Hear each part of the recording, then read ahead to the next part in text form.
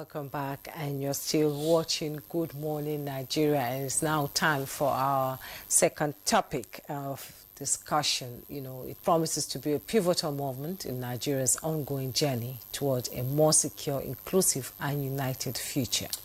And on the 3rd of June, the Voice of Nigeria Forum 2025 will hold at the Bon Hotel Octagon, Abuja, bringing together key stakeholders from across the country to address some of the most pressing issues shaping our national discourse.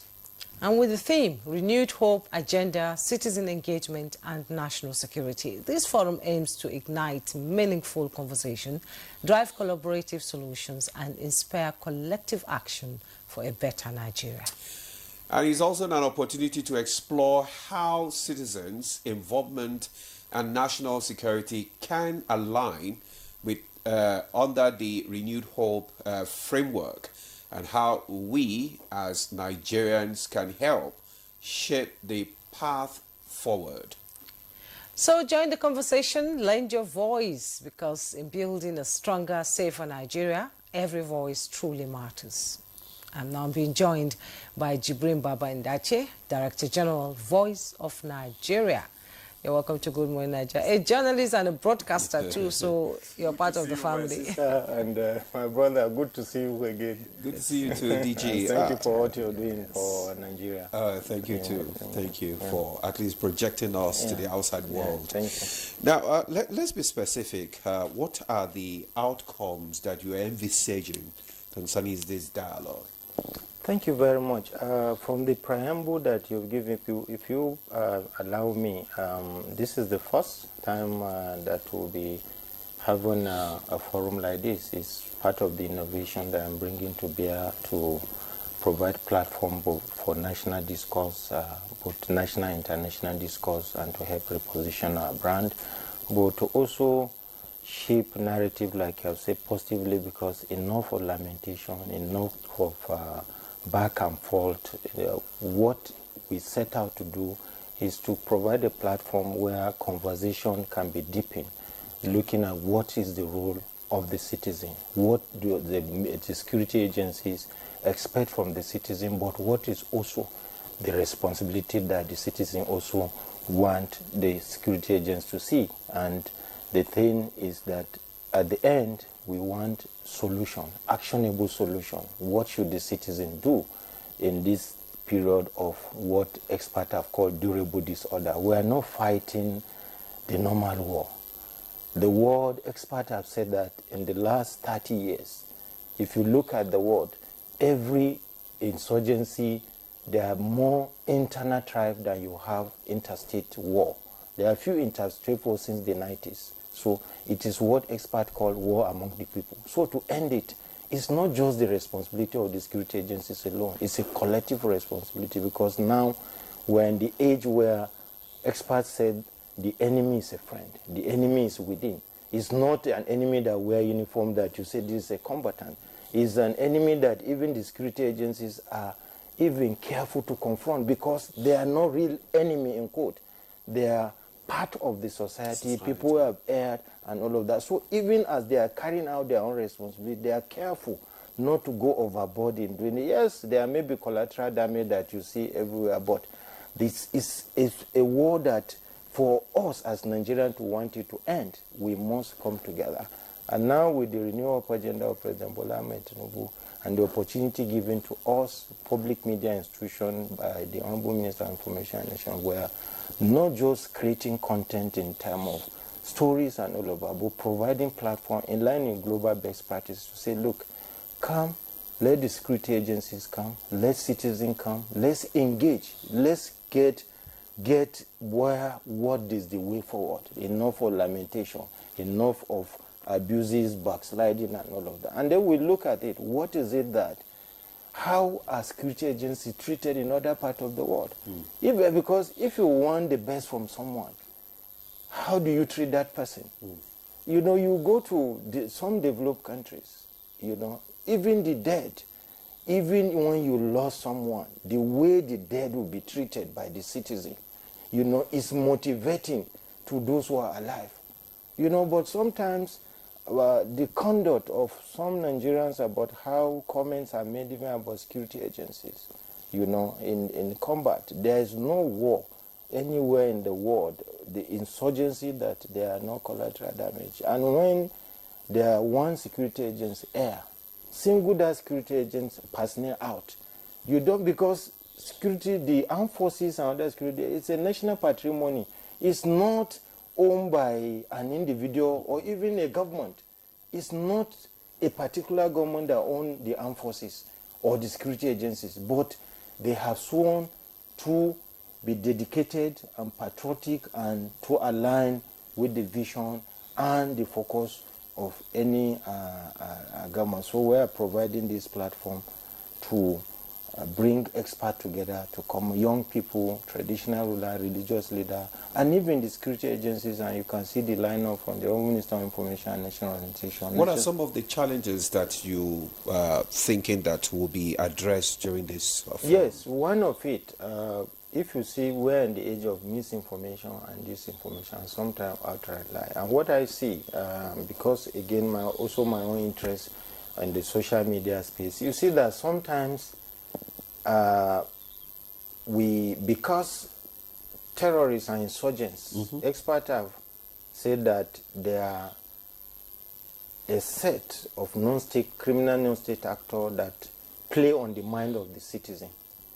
And sometimes you see someone, there will be an instance. For instance, when the military go to the battle, they don't go to battle to lose, but they don't also have control over the collateral damage. But sometimes when instances happen, you see some Nigerians eager to share the sources or whatever you call it, any damage that was done by the security. But when they also, the security agencies are also able to make some inroad, that is downplay. Particularly some of the social media users, some out of ignorance. Someone sees somewhere, share even what you call a fake video. But you are here, you don't know the agenda of the first person who created that video. You don't have the knowledge and know how to know the impact of that. You have not first checked this video, you are quick to share it. And you say, no, they have done that. No. Yeah, that's actually a big challenge for most Nigerians. Yes. Not being able to verify whether that information is right or wrong. Okay, Juma has some questions. You and I have been both to Maiduguri, lived there, and you were at the beginning of Boko Haram. You were there covering it for your organization, and you saw firsthand what was happening. And then we knew how weak the military was. You can see soldiers, removing their, uniforms, throwing everything away and running away. But of recent, we've seen a different, there's a dynamic shift in the strength, of the military and the confidence of the people that, yes, we have people who can protect us. This government is saying nobody is going to die anyhow just because we cannot deliver. But we've seen how it has changed, both the kinetic and non-kinetic approach by the military. So how do you assess it now? How good is it? How safe do people feel that the military are there and they know that their lives are safe? I can't agree with you more. And what I tell people is that, like you said, you and I have been privileged to see firsthand. For me, as an embedded, at certain point, I had nightmare because of my experience in the Northeast, seeing officers and men that maybe you have interacted with them. Next time when you go back, they come home with what the expert called body bags. So there have been significant improvement consistently, and because the military is a structure. The man who, for instance, is heading the Nigerian Armed Forces today, what at some point, either as a younger officer had served in the theater and rose to the rank of to being the theater commander, and all the other officers, the other services, that is how the military. So there has been a consistent improvement in how they are able to hold the ground. But there have also been learned lessons. What is it that happened that at that point that you said that some soldiers have to want to remove their uniform. And I think many of those gaps have been closed, you know. And even in terms of citizen support, there have been more citizen support, more than it used to be. But there are still some Nigerians who don't understand what is up, that we are fighting a very difficult war. And like I said earlier, this war, like in other parts of the world, cannot be won by kinetic approach alone. It requires a whole people approach. It requires a whole citizen approach. We have to come together. We have to own our military and other security agencies. We have to understand that for them to even have the morale to continue to fight, and for the strategic leader to be able to feel that, yes, they have the people they are fighting for, respect them for who they are, citizens. And when they make mistake, you should be honest with them and tell them. Because one thing that my sister, that you have also noticed, unlike maybe in the past, at least gradually, even when there are collateral damage, the military is honorable enough to own up to these mistakes. They don't hide it. And it takes a strategic leader who understands the impact of it to say, I'm sorry, because there's nowhere in the world where these things don't happen. And in my readings, and you recall one of the comments of former President of America when he visited the famous ground in France of the Normandy landing. And he said, if the Normandy landing was in the age of social media, that war would have been lost. Because literally anyone who have read about the Second World War and what the then joint commander of the General Eisenhower became president, I'm sure he wouldn't have become even American president, because literally the first special forces fighters that went down, all of them were down, and the second set had to be matching the dead of the first set of officers. But the war went on, and the Allied forces won. So there's no war anywhere in the world whether that you don't have collateral damage. And every war is won when citizens support their armed forces and other security agencies. All right. I just want to ask, I mean, you are expecting there will be outcome from that forum.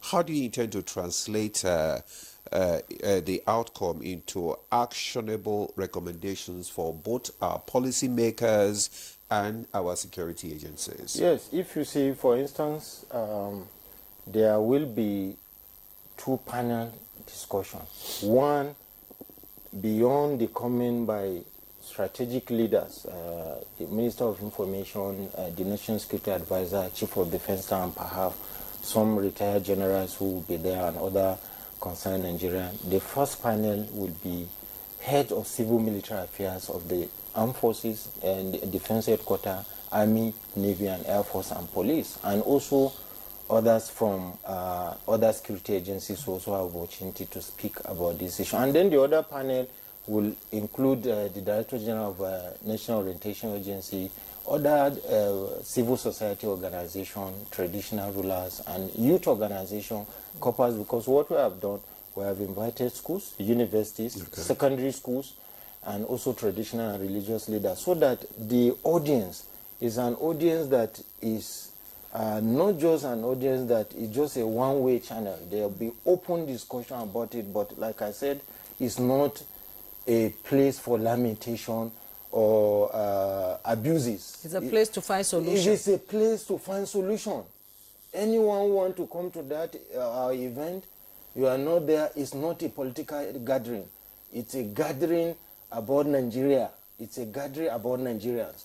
And we're providing this platform because Voice of Nigeria is a national institution, and with the support that we're receiving from the President and Commander-in-Chief now and the Honorable Minister of Information, we felt that we should be in the front line, not just in creating content on our various platforms, but also providing platforms like this in line with global best practice, so that we can have honest conversation that is focused on that, and at the end there will be a communique, and very actionable communique that we are going to submit to the appropriate quarters on what needs to be done and what needs to be done, and if there is a need for another opportunity for this discussion to continue the conversation, because we cannot stop talking.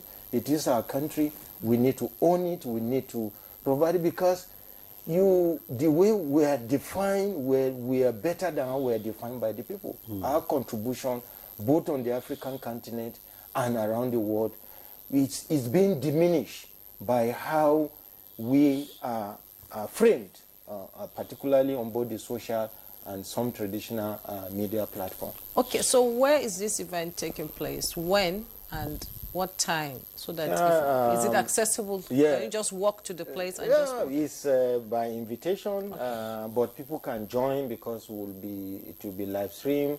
We also intend to join some radio stations across the country. Of course, it will be beamed live on NTA. Thank NTA for that support. It will be Born Octagon Hotel here in Abuja. It's a new hotel in Jai, a serene environment. So you are welcome. If you can join us, you can join via Zoom. Via Zoom. Yeah. 9 o'clock. It is going to start at 9 o'clock. Registration. We want the guests to be seated so that we manage time very well, and then we deepen discussion.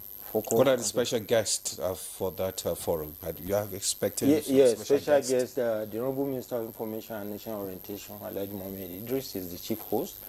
The chairman of the occasion is the National Security Advisor, Malam Neo Ribadu, MNI. Then the special guest of honor is the Chief of Defense Staff, General Christopher Musa, is the guest of honor. And then we're expecting other serving and retired military and paramilitary officers and other civilians who are concerned and focused on solution on solving the problem of of our great country. So what is your expectations for this?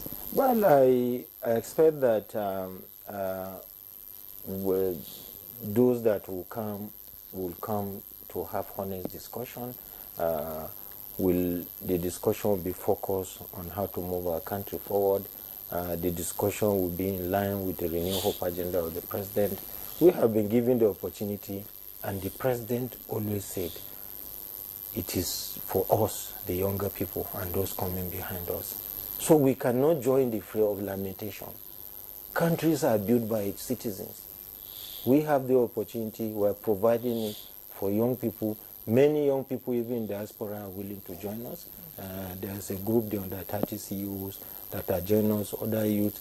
Many of the university are coming with selected students, secondary school, and many Nigerians all across, some civil society organizations. So we expect that, like I said, we don't expect anyone to come there and lament.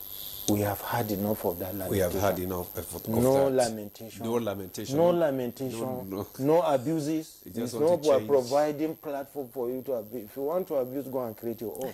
This platform we are creating is how to solve Nigerian problems. Solve Nigerian problems. Support to the renewal agenda of the President and Commander-in-Chief. Solve Nigerian problem and change the narrative. And change the narrative. And the mindset. And the mindset of Nigeria. Because thank you so much, DG. You are lucky to be here today because we are celebrating 11 years of Good Morning Nigeria today. Yes, congratulations. Even though in the past I didn't have the opportunity to be on Good Morning. I was on Good Morning Nigeria at some point too, and then Tuesday Live. Then Hajia was in Maiduguri. Yes, the first time I was in Good Morning Nigeria was from the Kaduna Network Center. So I'm privileged today to be here, and I like to, on behalf of the management and staff of Voice of Nigeria, commend all of you for what you do. I was just discussing with some of the team members outside. I said, when you see, for those of us who come to studio, when you see programs on, it's like food at the table. You don't know what the how it's cooked. How it is cooked. The person may have borne his or her hand, and the same thing with the studio. What goes to ensure that this program go on? People are working. You won't see them, but they are the one that ensure that we are on this program. I also like to commend them for what they are doing, and use the opportunity again to thank the President and Commander-in-Chief and the Minister of Information for the support that all public media institution is getting now, and to assure the President and the Minister that will remain committed and desirous of using this opportunity to position these institutions. Okay. You have totally taken the words out of our mouths. Thank you so much, DJ, for that. So, Malam Jibrin Badai, DG Voice of Nigeria, thank you so much. And you are invited. Okay, we'll try to be there. I know yes. you will be busy because you'll be here tomorrow. And it's 11 years today, and so to all of us, those of us on TV, you've seen us, those behind the scene and all that, and all our guests who have contributed to the success of this program, we thank you so much for your contributions. We appreciate you. And that's Good Morning Nigeria for today. I am Juma Yusuf. Do have a wonderful week ahead. And I'm Ademola Adeye. Thanks for staying with us.